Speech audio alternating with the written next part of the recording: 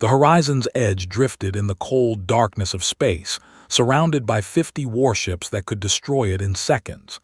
Captain Jake stood on the bridge of his colony ship, watching the alien vessels on the main screen. His face showed nothing. Not fear, not anger, just patience. "They want us to dock at the station," said Lieutenant Kate from her console. Her voice was tight with controlled fury. "They're treating us like criminals." "Then we dock," said calmly. "Let's see what they want." The massive station called Prime hung in space like a metal flower. It was the heart of galactic civilization, home to the council that governed 1,000 species. The humans had heard stories about this place during their long journey through the stars. They had hoped to arrive as friends. Instead, they arrived as prisoners. Ambassador Ben adjusted his formal suit as their shuttle approached the station. He was a tall man with gray hair and kind eyes that had seen too much hardship. 20 years of deep space travel had taught him patience, but even he felt nervous about what was coming. "Remember," told his small team, "we represent 50,000 people. Every word matters." The council chamber was enormous. Hundreds of alien species sat in rising rows of seats, all looking down at the small group of humans standing in the center. Some of the aliens were tall and thin. Others were short and covered in scales. A few floated in special tanks filled with liquid, but they all shared one thing in common. They were staring at the humans like they were looking at insects.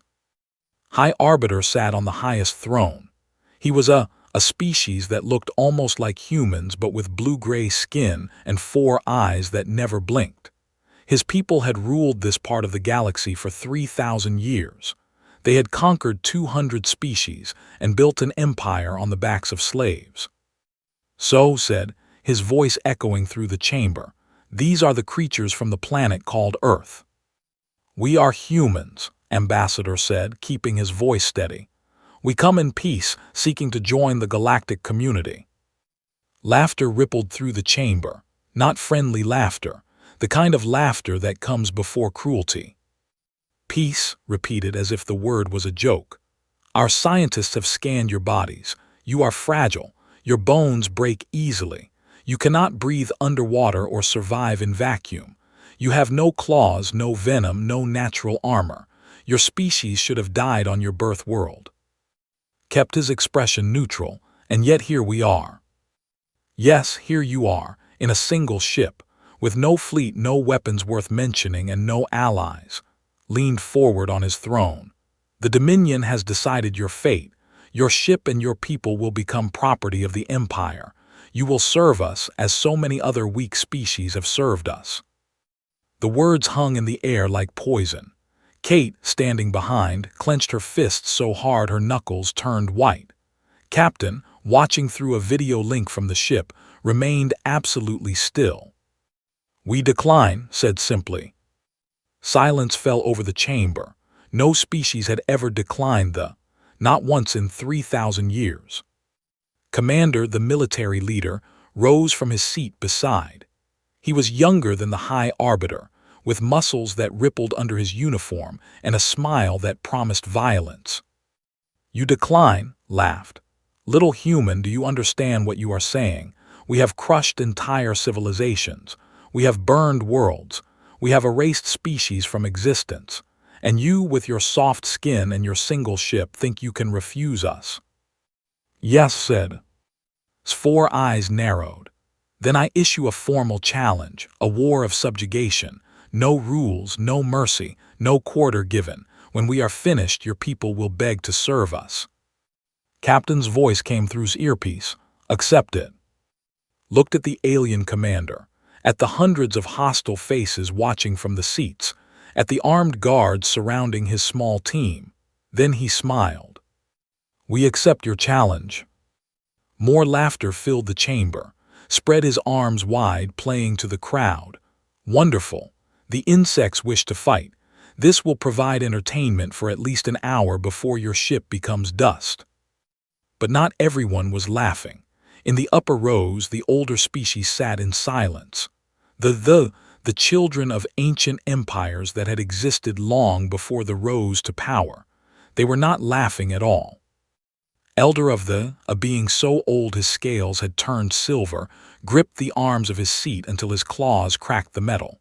The young had no idea what they had done, but knew. He had read the forbidden archives. He had seen the reports that his own government had ordered destroyed. "You fools," whispered to himself. "You absolute fools."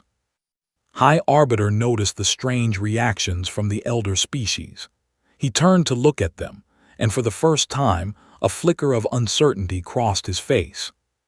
"Is something wrong?" Elder asked, his voice mocking. "Do you think we should fear these creatures?" Stood slowly. His ancient body trembled, but not from weakness, from fear. "High Arbiter," said, his voice carrying across the suddenly quiet chamber, "I formally request that you withdraw this challenge. I beg you. In the name of every species present, in the name of your own children, withdraw the challenge." His face twisted with anger.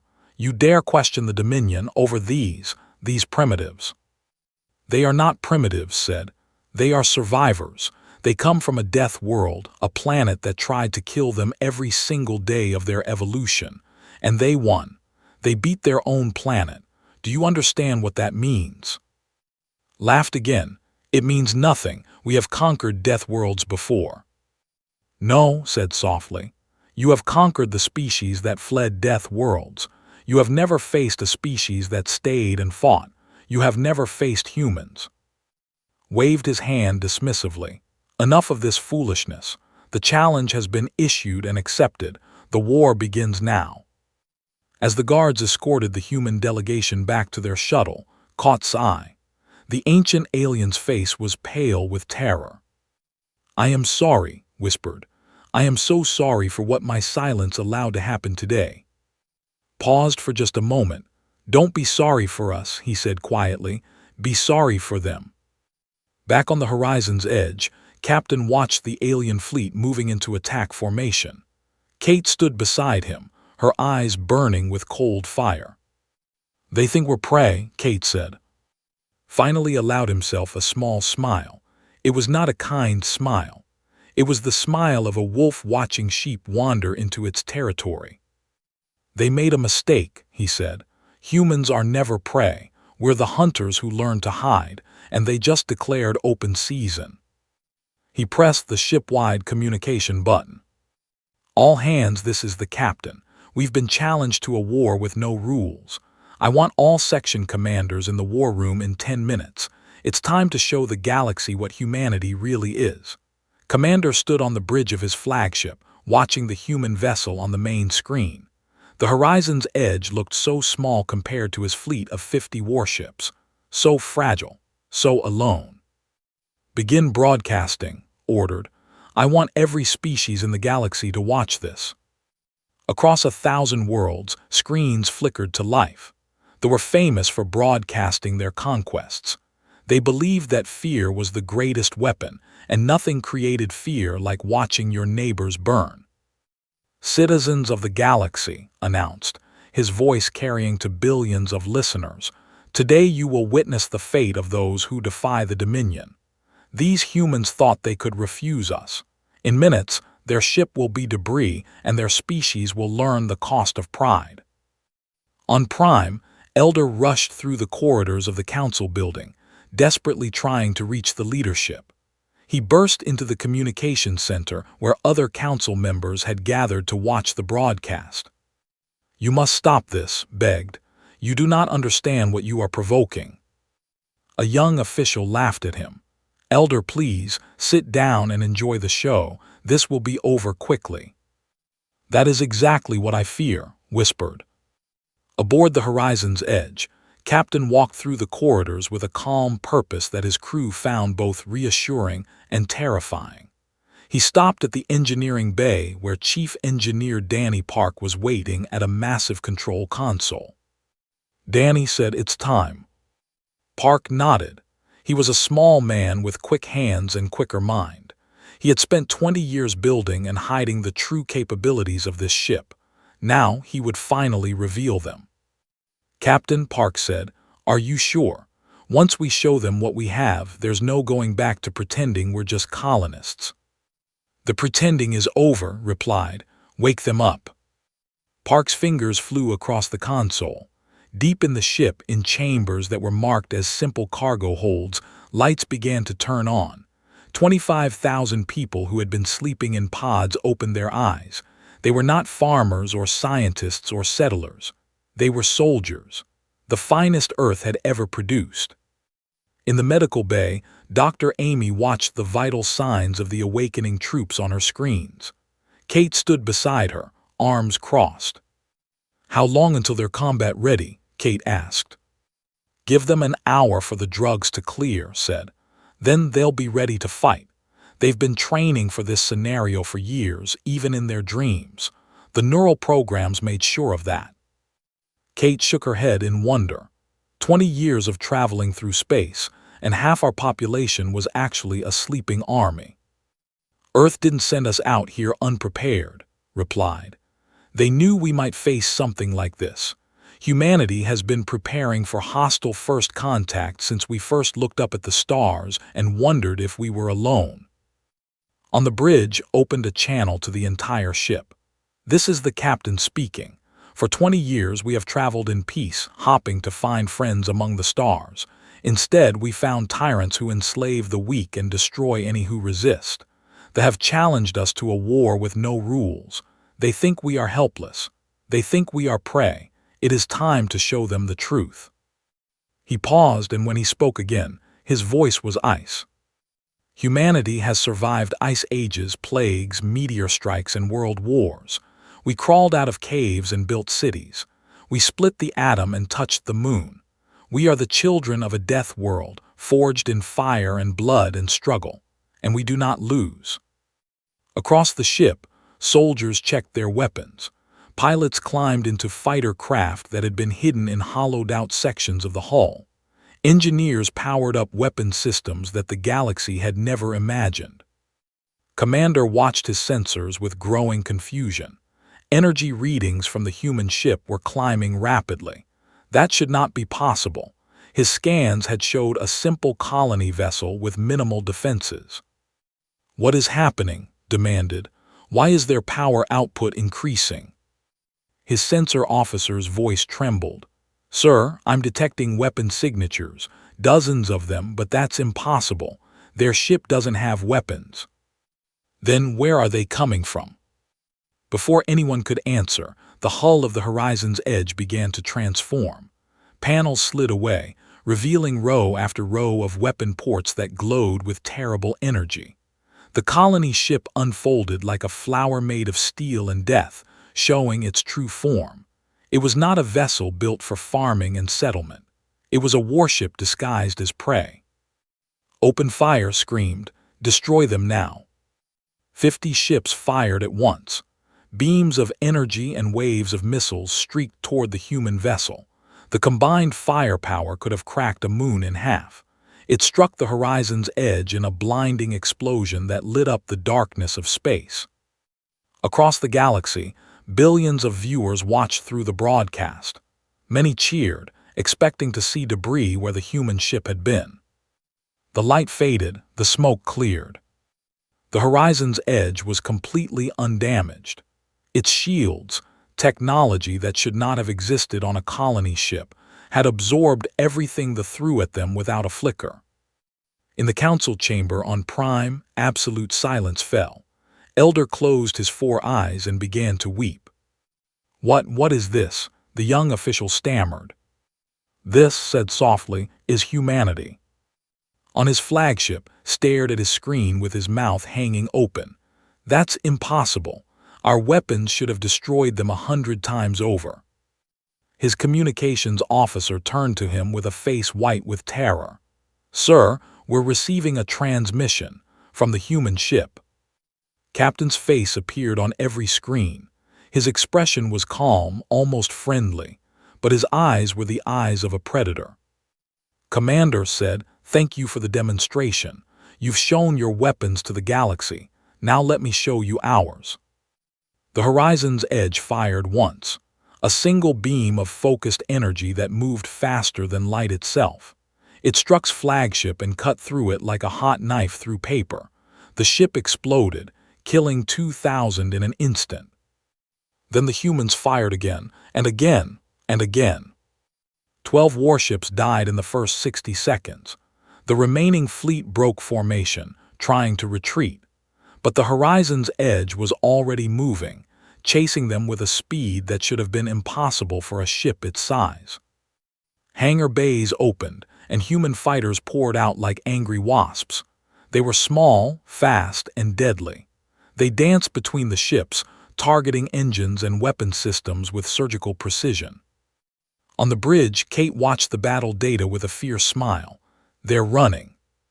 "Of course they are," replied. "They've never fought anything like us before. They've only ever bullied weaker species." He opened a channel to the fleeing fleet. "Attention vessels.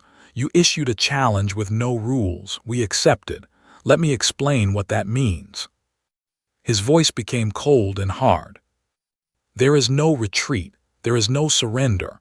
There is no border you can hide behind. You wanted a war, congratulations. You now have the full attention of humanity, and we never stop, we never forget. We never forgive those who threaten our people. The hunt has begun." On Prime, the broadcast continued. Billions of beings across the galaxy watched in stunned silence as a single human ship tore through a war fleet like it was made of paper. And for the first time in 3,000 years, the masters of the galaxy felt something they had almost forgotten. They felt afraid. The battle at Prime lasted exactly 47 minutes. When it was over, 38 warships had been destroyed or disabled.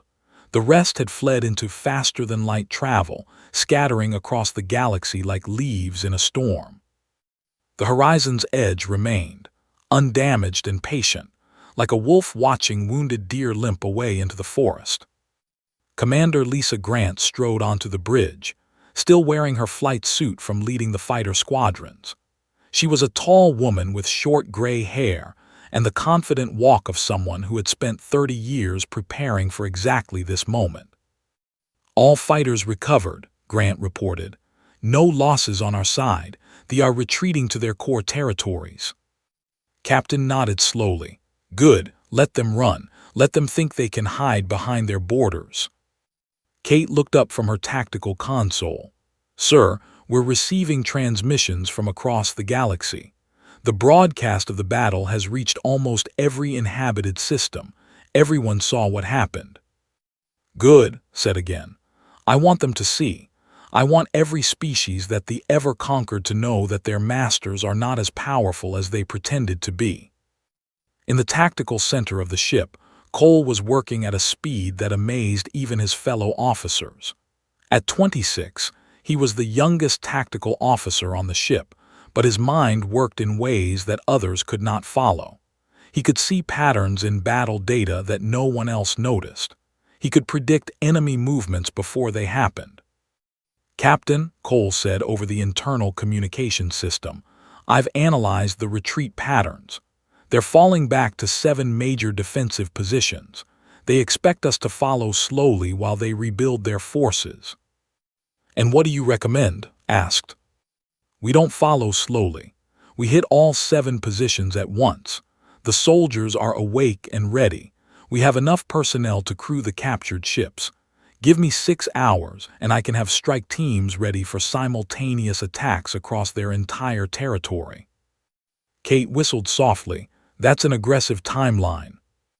"They expect us to fight the way they fight," Cole explained. "Territory by territory, system by system. They don't understand that humans don't fight for territory. We fight to eliminate threats. We fight to win." Considered for a moment, then smiled. "Do it." Across the galaxy, they were racing to prepare their defenses. On 100 worlds, soldiers mobilized and shields powered up. The High Council broadcast reassuring messages to their population, promising that the human threat would be crushed. Captain of the Third Fleet watched the battle recordings for the 20th time. Unlike his fellow commanders, he was not making speeches or planning revenge. He was trying to understand what he had just witnessed. "This makes no sense," muttered to his aide. "Their weapons are too advanced. Their tactics are too perfect. A colony ship should not have these capabilities." "Perhaps they are not truly colonists," his aide suggested nervously. Shook his head. "No, they are colonists, but they are also something else, something we have never seen before." He pulled up records from the ancient archives. The elder species were terrified when they saw the humans. Elder practically begged us to withdraw the challenge. "Why?" His aide shifted uncomfortably. "The elder species are cowards. They fear everything." "No, they are survivors.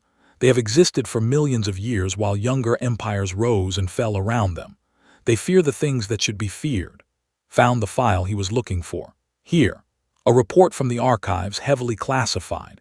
It describes contact with a species from a death world in the Outer Rim, a species that hunted not with speed or strength but with patience. They would chase their prey for days, for weeks, never stopping, never resting, until their target collapsed from exhaustion. "What species is that?" his aide asked. Looked up with cold fear in his eyes. "Humans. They call it persistence hunting. They don't need to be faster or stronger than their prey. They just need to never stop. They wear you down. They break you with endurance." Before his aide could respond, alarms began blaring throughout the ship. "What is happening?" demanded. "Sir, we're detecting multiple faster-than-light signatures. Human ships are appearing throughout our defensive zone." Rushed to the command bridge. On the main screen, he saw the impossible. Human strike teams were attacking all 7 defensive positions simultaneously. They had repaired and armed the captured ships in mere hours. They had crossed vast distances of space faster than should have been possible. "They're not giving us time to recover," realized. "They're not fighting for territory, they're hunting us." Across space, the pattern was the same. Human forces appeared without warning, struck with overwhelming precision, and vanished before reinforcements could arrive. They targeted supply depots, destroying food and fuel. They hit communication stations, cutting off entire sectors from the central command. They attacked shipyards, ensuring that destroyed vessels could not be replaced. Sergeant Chris Wade led one of the ground assault teams. His unit had materialized inside a military base using teleportation technology that the galaxy had believed impossible. Within minutes, they had disabled the base's defenses and captured its command center. "Wade to Horizon's Edge," Chris reported. "Target secured, transmitting tactical data now." "Excellent work, Sergeant," voice replied. "Proceed to secondary objectives." A young soldier, barely more than a child, cowered in the corner of the command center. Chris noticed him and paused. The alien was terrified, shaking so hard he could barely breathe. "Hey," Chris said, his voice surprisingly gentle. "We're not going to hurt you. We're not here for revenge. We're here to end the war." The young soldier stared at him in confusion. "But we attacked you. We tried to kill you." "Yeah, you did. And now we're going to make sure you can never do it again. But we're not going to murder every we find. That's not who we are." Chris pointed to the door. "Go home. Tell your people what you saw. Tell them that the humans could have killed you and they didn't." Back on the Horizon's Edge, Cole tracked the progress of every strike team. His predictions had been almost perfect. They were collapsing faster than even he had expected. "Captain," Cole reported, "we've neutralized 80% of their military infrastructure. Their fleet is scattered and disorganized. We've won." "We haven't won yet," replied. "We've won the military campaign, but wars aren't just fought with soldiers and ships. They're fought with ideas. The need to understand that this isn't just a defeat. It's the end of their empire." He opened a channel to all frequencies, broadcasting to every corner of space and beyond. "Attention all citizens of the former Dominion. Your military has been destroyed. Your leaders have failed you. But this message is not a threat. It is an offer. The species you have enslaved will be freed. The worlds you have conquered will govern themselves. and you, the people, will learn to live as equals among the stars instead of tyrants." He paused, letting the words sink in. "We could destroy you completely. We have that power. But humanity did not cross the stars to become the next great evil. We came to build something better. This is your chance to be part of that future. The choice is yours." On the High Arbiter received a message that made his blood freeze. A single human soldier had been spotted in his personal chambers.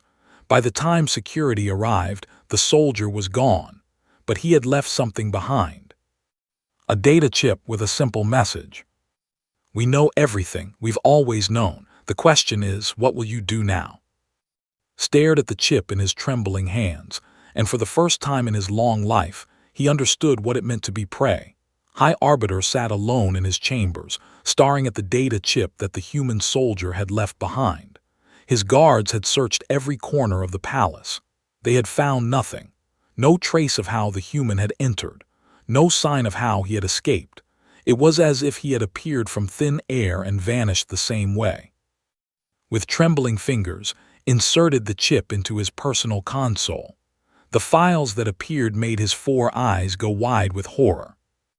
Maps of every military installation, including the secret ones. Personnel files on every high-ranking officer. Records of internal communications, some only hours old. And most terrifying of all, detailed information about a weapon called the Star Hammer. A planet-killing device that had believed was known only to himself and 3 trusted advisors. The humans had known everything. For years, maybe decades, they had been watching, learning, preparing. The colony ship had never been what it appeared. Humanity had sent it as a test, a way to see how the galaxy would respond to their arrival. And they had failed that test completely. General the Younger burst into his father's chambers, his face pale with fear. "Father, the human fleet has surrounded they're demanding to speak with you." "How?" demanded. "Our defense grid should have detected them hours ago." "They appeared inside our defense perimeter. Their ships can travel faster than our sensors can track." The general hesitated. "Father, we have lost. Our fleet is gone. Our allies have abandoned us. We must negotiate." "Negotiate," spat the word like poison. "With animals. With the species that just destroyed our empire in 3 days," his son replied quietly. "We can surrender with dignity or we can be destroyed. Those are our only choices." In orbit above the horizon's edge waited in silence. A shuttle departed from its hangar, carrying Counselor Meg Torres to the surface. She was a small woman with dark hair and a calm presence that made even angry people want to listen to her. The meeting took place in the great hall of the palace. Torres sat across from General the Younger while the High Arbiter watched from his throne, refusing to lower himself by speaking directly to a human. "General," Torres began, "humanity has no desire to exterminate your species. We are not you." The general's jaw tightened at the insult, but he remained silent. "We have demands," Torres continued. "First, all enslaved species will be freed immediately.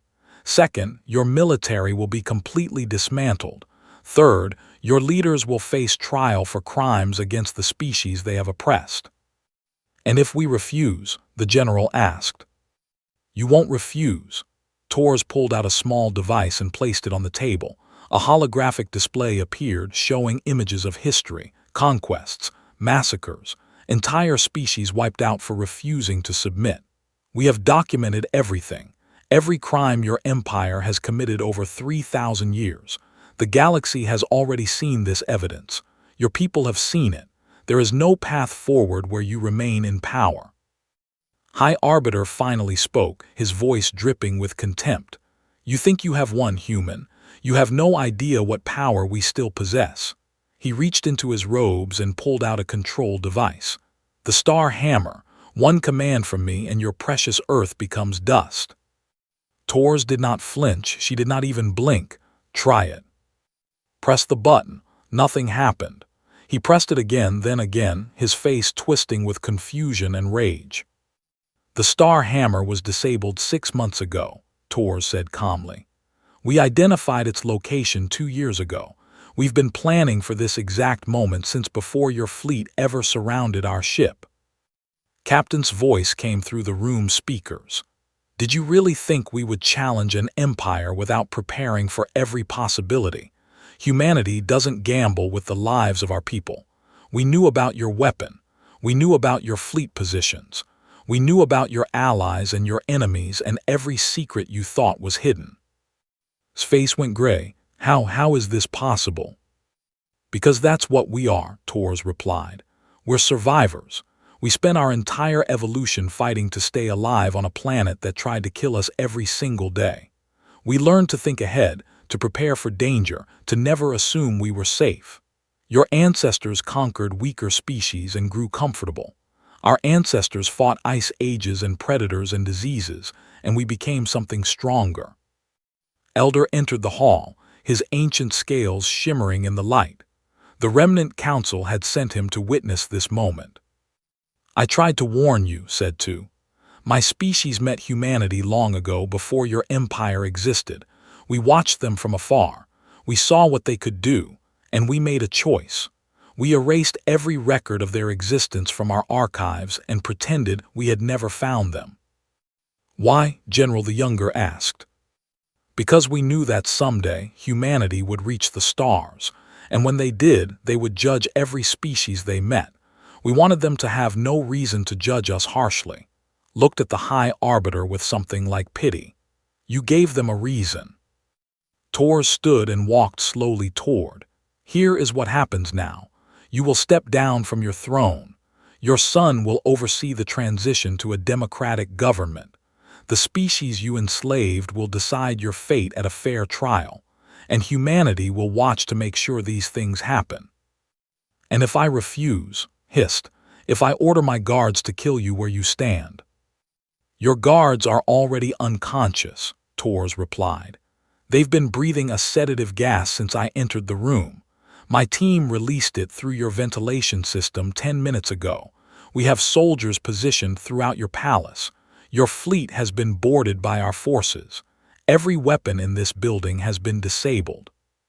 She leaned closer, her eyes meeting his. We have shown you mercy, High Arbiter. We could have killed everyone on this planet from orbit. We could have hunted your species across the galaxy until none remained.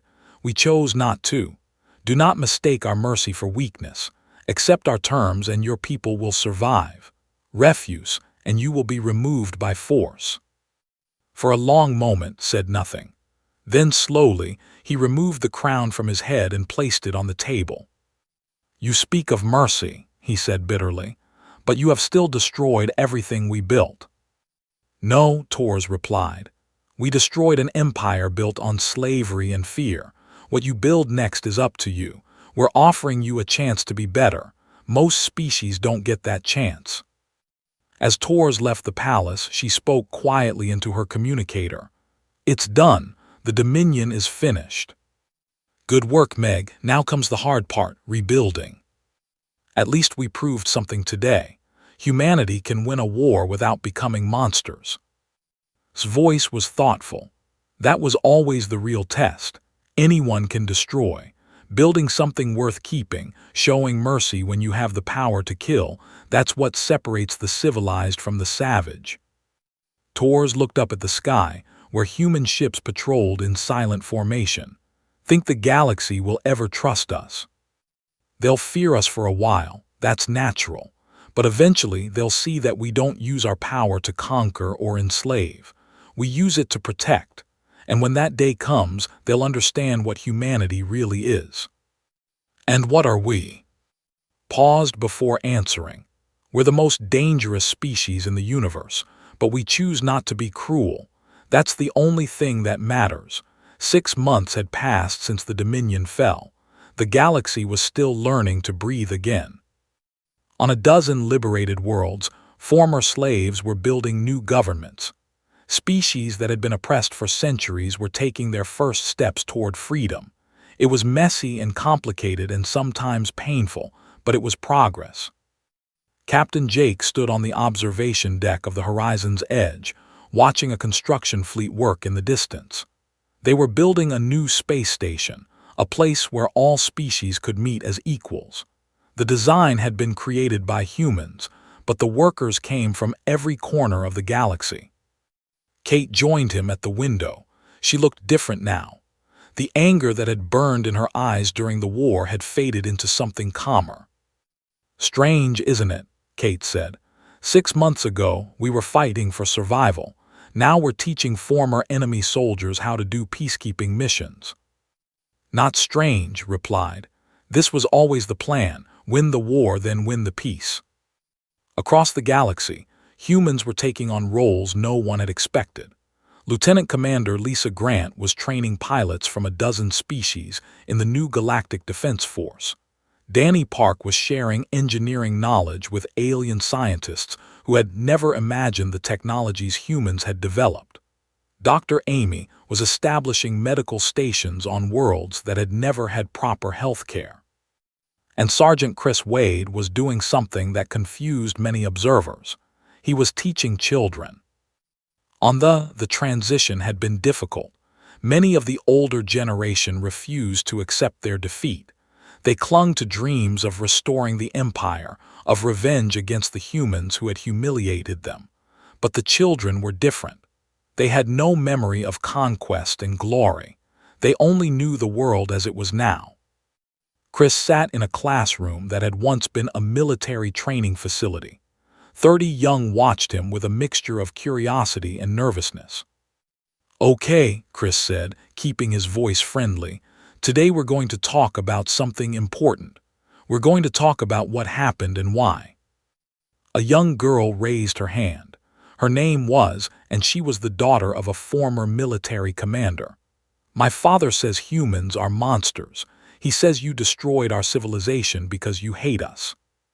Chris nodded. He had expected this question. "Your father is wrong, but I understand why he feels that way. Losing is hard, especially when you've always won before."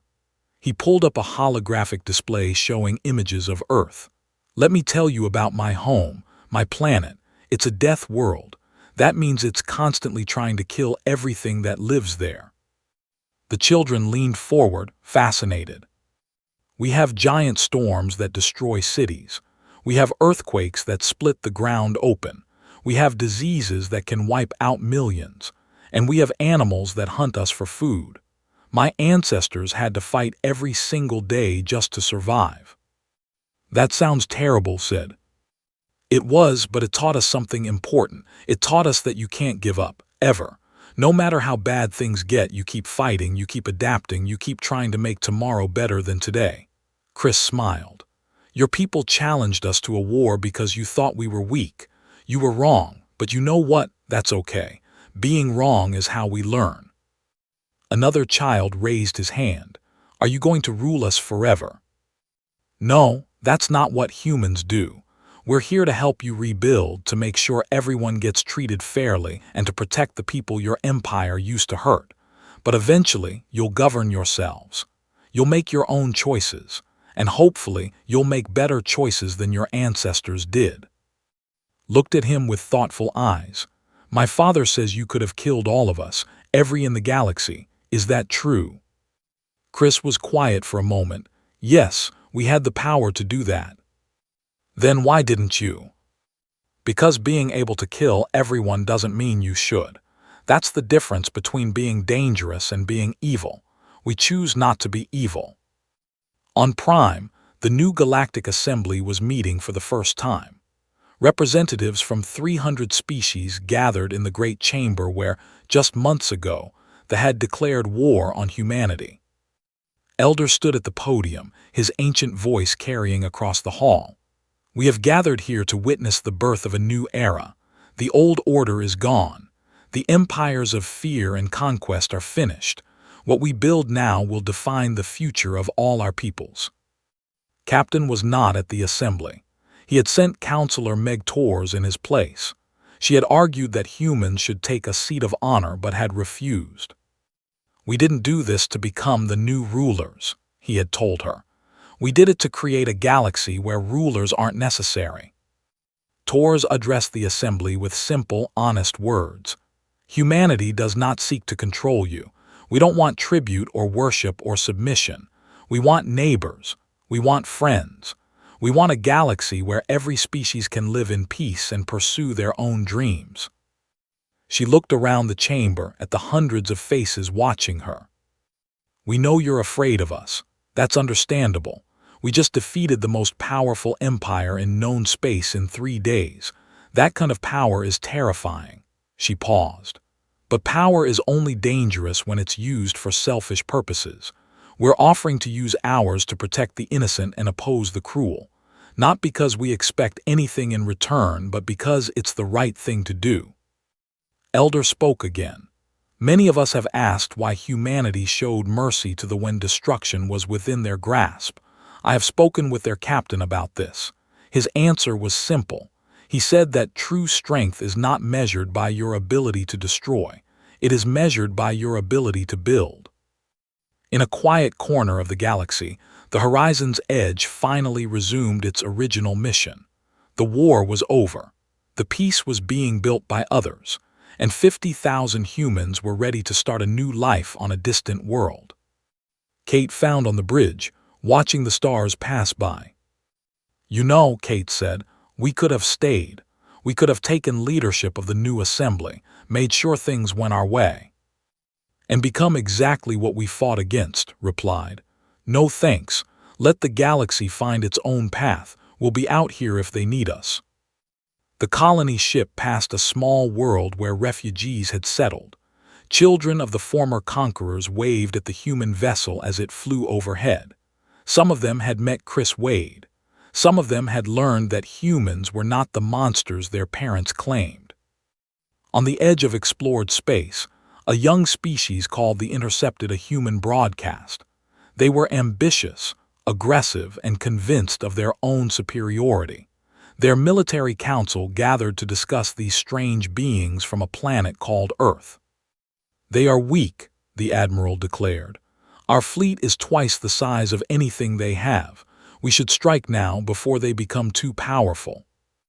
An elderly advisor sat quietly in the corner, reading a classified report that had been obtained from Prime. It described the fall of the Dominion in terrible detail.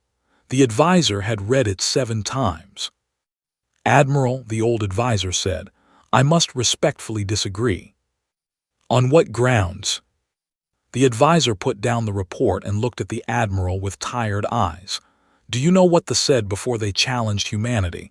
They said humans were fragile, primitive, easy prey. He stood and walked toward the door. The Dominion lasted 3,000 years. Humanity broke it in 3 days. What is your point? The admiral demanded. The advisor stopped at the doorway and turned back. Congratulations, Admiral. You want to challenge the deadliest species in the universe. I suggest you start planning your memorial service now. It will save time later. He left the room in silence. The admiral looked at the other council members, expecting support, but one by one they closed their files and stood to leave. None of them would vote for war with humanity. In the darkness between stars, the horizon's edge continued its journey. Inside its hull, children played and families laughed and scientists dreamed of discoveries yet to come. And on the bridge, Captain looked at the endless universe ahead and smiled. What are you thinking about? Kate asked. I'm thinking about how far we've come, from caves to stars, from fighting each other to fighting for something better. He turned to face her. I'm thinking about what we might become if we keep choosing to be kind instead of cruel. And what's that? Looked back at the stars, at the infinite possibilities waiting in the darkness. Something worth being, he said, something the universe will be glad exists. The horizon's edge flew on, carrying humanity's hope toward distant worlds and unknown futures. Behind them, a galaxy learned to live in peace. Ahead of them, new adventures waited. And throughout the stars, other species told stories to their children. Stories about the strange creatures from the death world called Earth. The ones who could have destroyed everything but chose to build instead. the deadliest species in the universe, who proved that true power lies not in the ability to kill, but in the choice not to. The humans, they called them, and the name was spoken with respect.